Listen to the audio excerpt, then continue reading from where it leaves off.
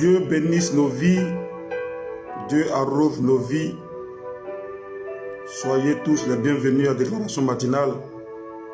Nous sommes rassemblés au nom du Père, du Fils et du Saint-Esprit. Amen. Bien-aimés frères, bien-aimées sœurs, que le Seigneur te fasse la grâce ce matin. Que Dieu ouvre notre entendement spirituel afin que nous puissions entrer dans la révélation de sa parole ce matin. Soyez les bienvenus et que Dieu arrose la vie de chacun de nous.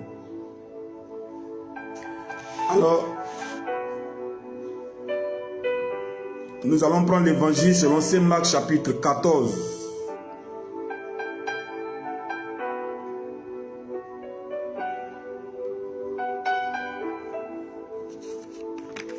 Saint Marc chapitre 14, verset 10 et le verset 11. Il est écrit: Judas Iscariote, l'un des 12, alla vers les principaux sacrificateurs afin de leur livrer Jésus. Après l'avoir entendu, il fut dans la joie et promirent de lui donner de l'argent. Et Judas cherchait une occasion favorable pour le livrer. Que Dieu bénisse sa parole ce matin. Mon frère, ma soeur, tu es béni, sois vraiment localisé par la faveur de Dieu. Ici, il s'agit de Judas, l'un des disciples de Jésus. L'un des disciples qui a suivi de près Jésus. Je vais dire qui a été au quotidien avec Jésus. Donc qui connaissait Jésus et qui de par son approche, de par sa présence, démontrait combien de fois son amour pour lui était vrai. Mais dans ce texte, l'Écriture nous fait comprendre qu'il allait vers les principaux sacrificateurs et il leur a fait la proposition de ce qui serait capable de leur livrer celui qu'ils cherchent depuis, qui est Jésus.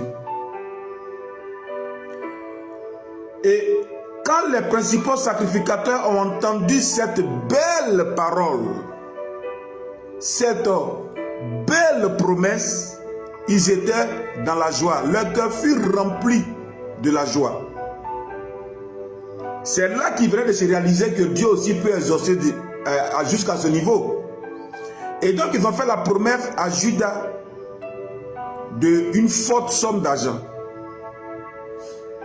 Et Judas, après avoir entendu leur promesse, il va chercher une occasion, comment faire pour leur livrer Jésus afin d'entrer en possession de ses biens. Frère, quand on lit ce texte, la question qu'on pourrait se poser, qu'est-ce qui s'est bien passé? Quand on lit ce texte, la question qu'on pourrait se poser, qu'est-ce qui s'est bien passé pour que Judas, suiveur de Jésus, disciple de Jésus, je vais dire ami de Jésus, arrive jusqu'à là?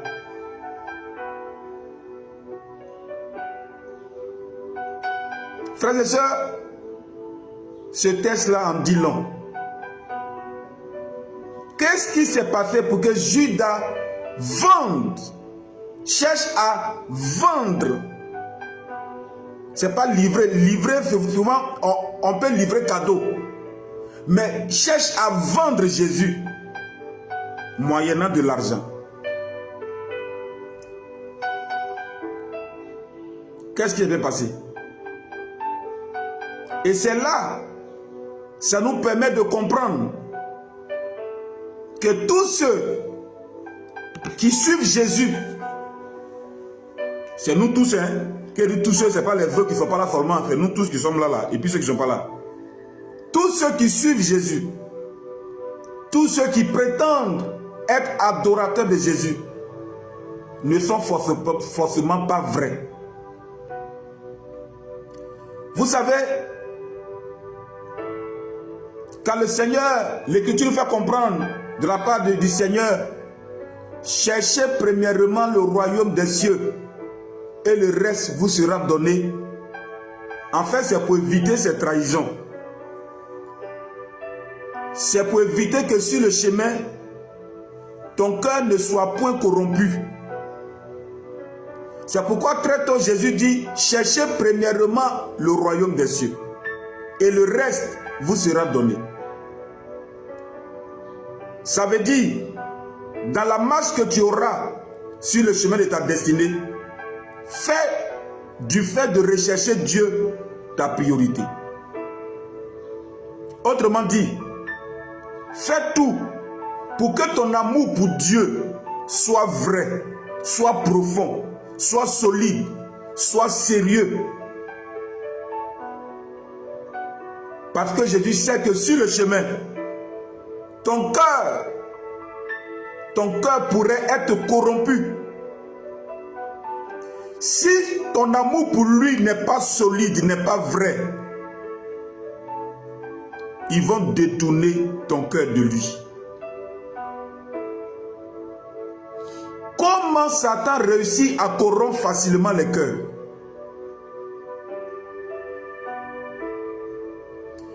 Comment Satan peut réussir facilement à corrompre les cœurs?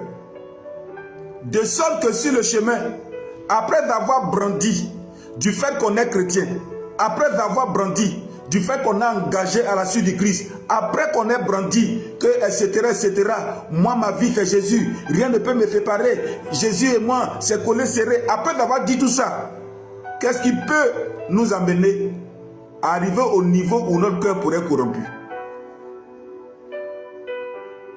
Tout simplement parce que l'amour que nous avons pour Jésus, en vérité, cet amour-là n'est pas vrai. Écoute-moi très bien, je ne serai pas long aujourd'hui. En vérité, cet amour-là, il n'est pas sérieux, il n'est pas sincère. Quand Satan ou le diable voit l'amour, voit le cas de quelqu'un qui vacille, ou l'amour qu'il a pour son Dieu n'est pas solide, cette personne est corruptible. Écoute, nous faisons de Jésus notre priorité, notre Seigneur, notre Sauveur. Nous sommes plus attachés à Jésus. Généralement, quand nous attendons quelque chose de lui, ou quand nous recherchons quelque chose qui peut nous donner, en ce moment précis, notre cœur est attaché à lui. Il est notre priorité. Même on dort, ce n'est pas l'heure de faire des songes, de recevoir des songes, ou bien de faire des rêves. Un rêve va venir. Tellement tu t'attends, toi-même dans tes rêves, quand tu dors dans ton sommeil, il y a un événement qui vient te montrer que Jésus va faire. Tellement ton âme est attachée en ce moment à Dieu, parce que tu t'attends. Écoute-moi très bien. Quand notre cœur, quand nous sommes à la recherche ou dans l'attente de quelque chose, nous faisons en ce moment de Jésus notre priorité. Satan nous regarde, il ne parle pas. Jésus dit, cherchez d'abord le royaume des cieux et le reste vous sera donné. Judas ici, il était aussi un bon suiveur de Jésus. Judas n'a pas été mauvais depuis le début qu'il a commencé à fuir Jésus jusqu'à ce moment. Non, Judas n'a pas été mauvais seulement. Il a été bon suiveur de Jésus. Il a suivi Jésus, il a respecté Jésus, il a mis les instructions, il a obéi aux ordres de Jésus. En fait, il a marché selon les instructions de Jésus. Il a tout fait comme les autres. Mais un moment fut venu où il a senti qu'il avait un besoin, où il a senti qu'il avait quelque chose qui lui manquait. Ici, Judas, son amour pour l'argent surpassait l'amour qu'il avait pour Jésus. Bien vrai que Jésus est son Seigneur, bien vrai que Jésus est son Sauveur, mais pour son amour pour l'argent, il n'a pas pu se détacher totalement quand il est venu à la suite de Jésus. Son amour pour l'argent, il n'a pas pu, je vais dire, maîtriser, dominer cela. Il n'a pas pu dompter son amour pour trop même l'argent. Mais il y a des gens, leur amour pour l'argent, en tout cas, fait à un niveau très haut. Donc Judas n'a pas pu dompter cela quand il s'est mis à la suite de Jésus. Donc ce qui fait que quand il a commencé à se retrouver dans une saison de besoin d'argent, son amour pour Jésus est descendu. Son amour pour le Christ est descendu. Donc il était prêt à tout pour avoir de l'argent. C'est pourquoi Jésus très tôt a dit: cherchez d'abord le royaume des cieux. Et le reste vous sera. Dans le reste, là, il y a l'argent dedans. Cherchez d'abord le royaume des cieux. Faites de Dieu votre priorité. Faites de Dieu votre richesse. Faites de Dieu votre trésor. Parce que l'Écriture nous fait comprendre en l'évangile selon Saint Matthieu chapitre 6, verset 21, car là où est ton trésor, là aussi est ton cœur. Là aussi sera ton cœur. Là où est ton trésor, là aussi sera ton cœur. Faire du royaume des cieux la priorité va t'amener à faire de Dieu toute ta richesse, à faire de Dieu tout ton trésor.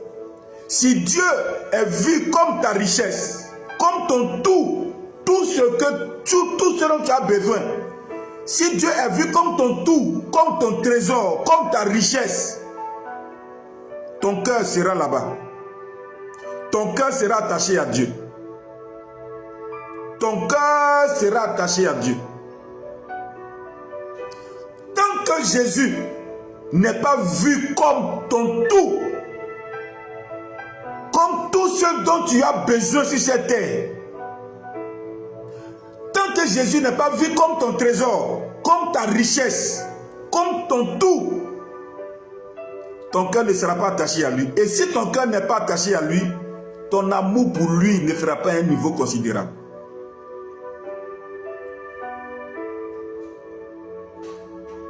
Frères et sœurs, quelle est la place de Jésus dans ton cœur? Je ne dis pas combien de fois tu as dit tu aimes Jésus.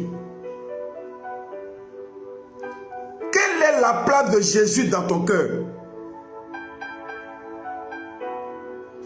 Je ne dis pas combien de fois tu es parti à l'église, bien tu es parti prier quelque part.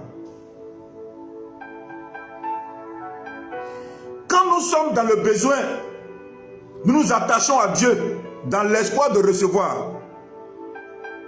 Mais quand la venue ou l'entrée en possession de ce que nous demandons tarde, c'est là qu'on verra bien le niveau de ton amour pour Dieu. Pendant que Judas marchait avec Jésus, lui, il cherchait comment faire pour avoir l'argent. Or, celui qu'il suivait là, il avait la possibilité de donner l'argent. Mais comme ça traînait, ça durait, il a préféré lui-même faire ses propres calculs et trouver le moyen pour avoir de l'argent. Jésus dit: cherchez d'abord le royaume des cieux et le reste. Le reste là, c'est tout ce que peut te rendre heureux. C'est tout ce qui peut t'apporter l'épanouissement. Dans le reste là, ce que tu cherches aujourd'hui, ce que tu cherches demain, se trouve dans le reste. Mais pour que tu puisses arriver à là, à entrer dans le reste qui sera donné, il faudrait que Jésus soit vu comme ton trésor. Il faudrait que ton cœur soit attaché à Jésus. Parce que si ton cœur n'est pas attaché à Jésus, quand le diable voit que ton cœur en vérité n'est pas attaché à Jésus, il vient parce que ton cœur est corruptible. C'est là que les idées, des nouvelles pensées vont commencer à entrer dans ton cœur. Et comme ton cœur n'est pas attaché à Jésus, mais ta bouche proclame ton amour pour Jésus, l'ennemi pourra facilement te phagocyter.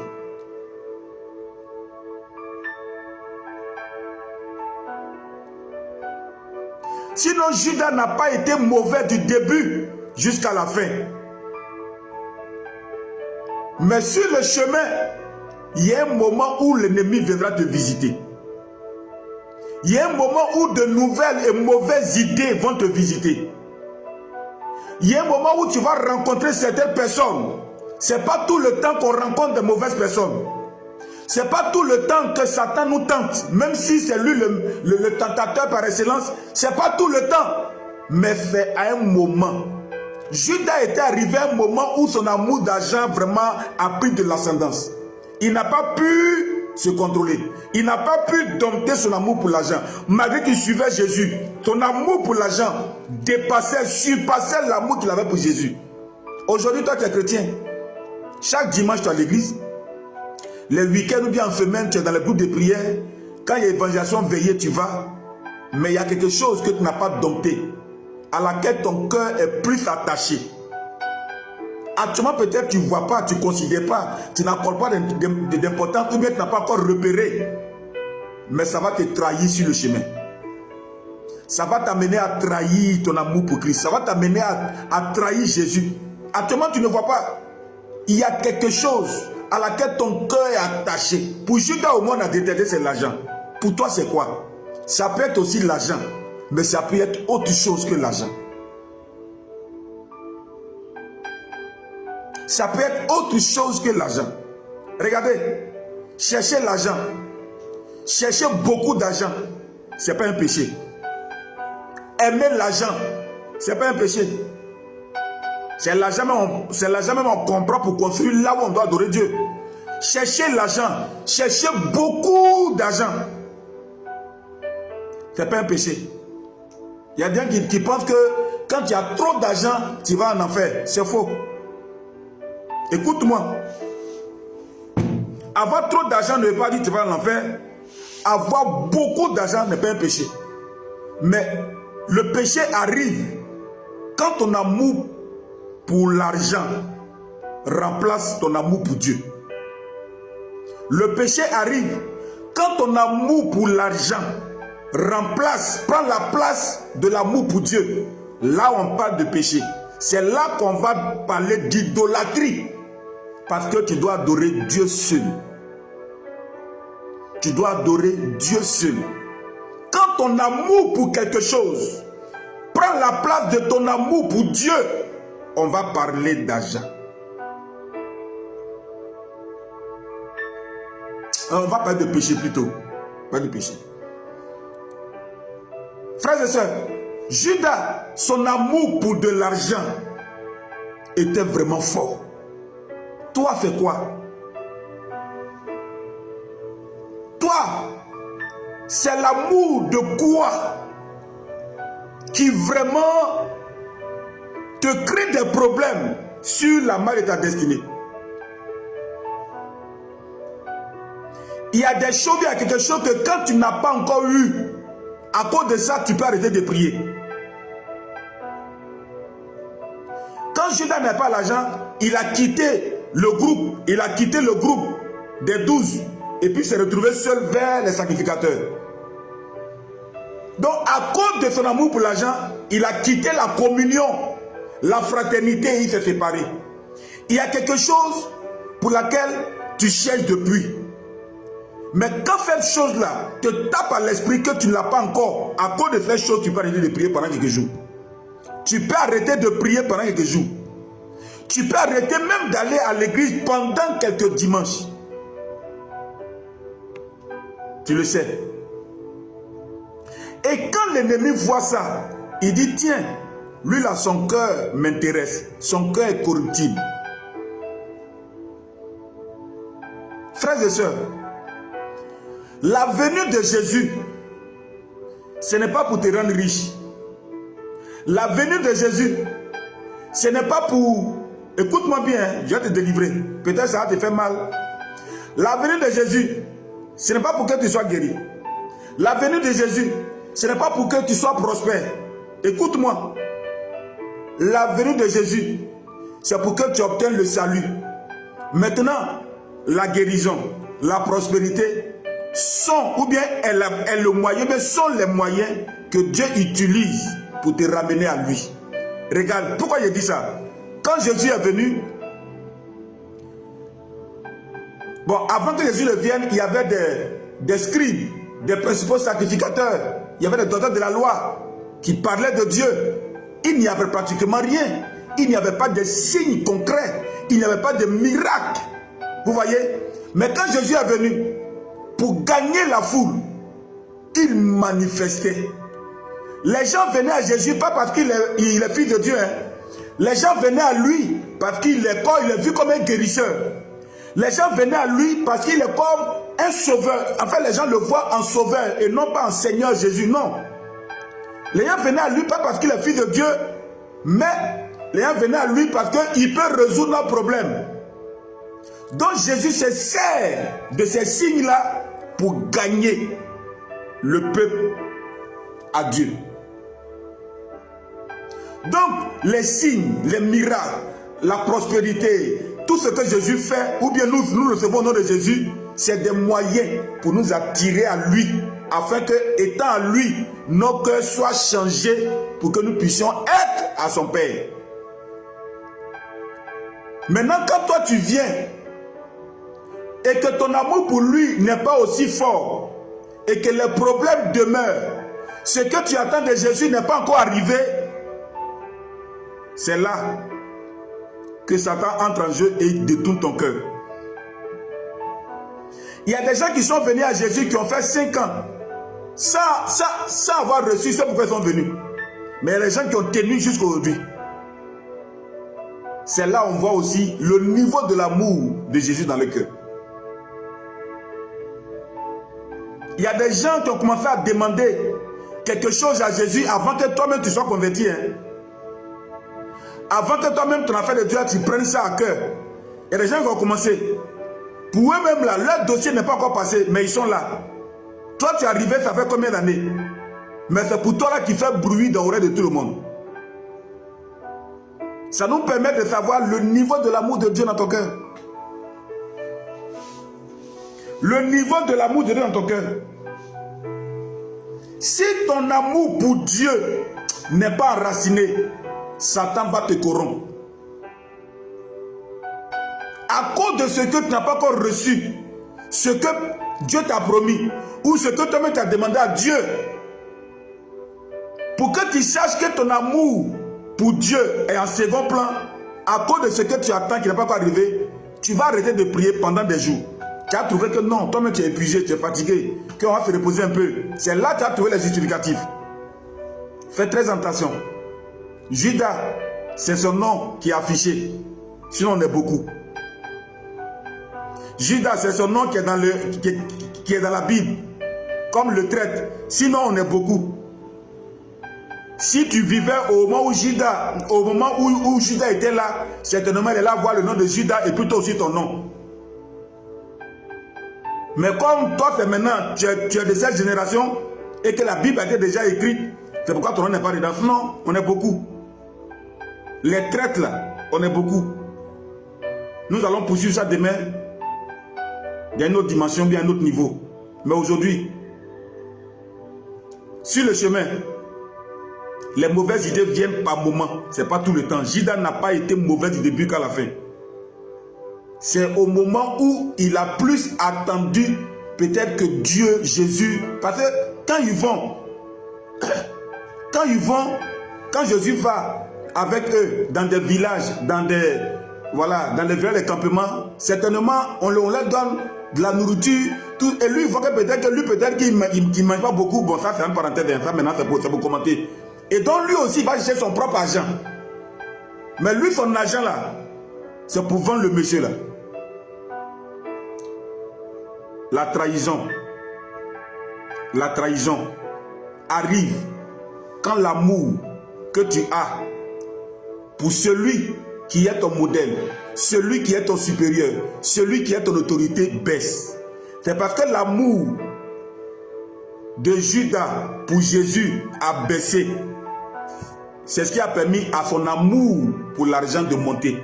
Et ça a permis à Satan de travailler. L'Écriture ne dit-elle pas que l'amour supporte tout? L'amour prend patience. Dès l'instant où tu ne peux plus prendre patience, tu ne peux plus supporter quelqu'un, il faut savoir que le niveau de l'amour a baissé. Je m'arrête là, demain on va continuer sur ça. Dès l'instant où tu ne peux plus prendre patience, tu ne peux plus supporter quelqu'un, il faut savoir que le niveau de l'amour a baissé. Parce que l'amour supporte tout.